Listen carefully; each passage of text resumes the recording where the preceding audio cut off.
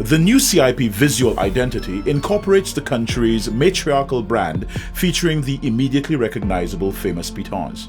However, the CIP notes that this rebranding is much more than a logo or a new look and feel in the market. It is the unveiling of an entire strategy in motion to develop and be perceived as the best run and most successful global citizenship program in the world. After 5 years of operating, the CIP is well poised to capitalize on an increased demand for investments via its citizenship program.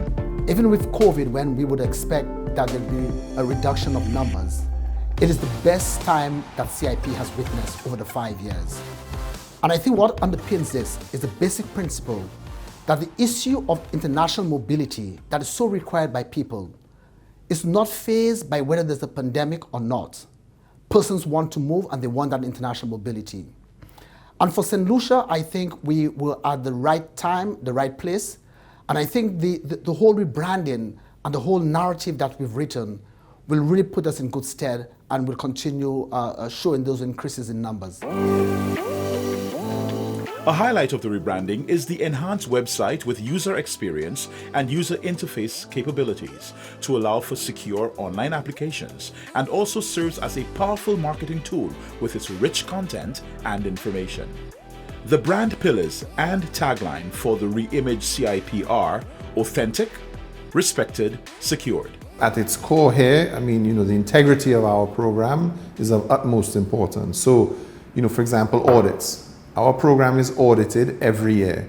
The financial statements, the entire report of the audit is delivered on time to Cabinet in line with legislative requirement. From an integrity point of view, I can sit here and say very clearly that every file that comes to the boardroom, and indeed every file must come to the board to be decided on. So it's a board of 5 that decides on every file. And every file that comes to our boardroom has had to go through all of the regulatory, due diligence, all of the private due diligence, and then all of our, national security and international security partners. Prime Minister of Saint Lucia, Honorable Alan Chasney, is pleased with the direction that the CIP has taken under his leadership.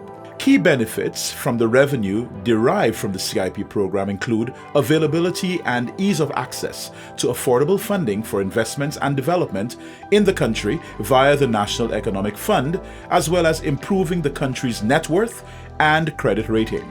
In addition to improving the credit rating of our country, is that it drives investment.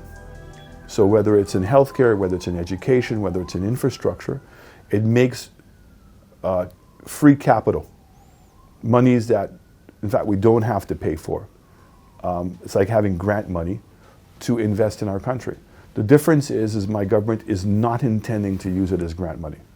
We think that it should remain as equity or as a loan even to government in order to preserve and make sure it's a sovereign fund. This impressive performance of the rebranded CIP, even within the context of COVID-19, is good news for the country, as the program seems poised to be a significant contributor to GDP and the furtherance of national development goals.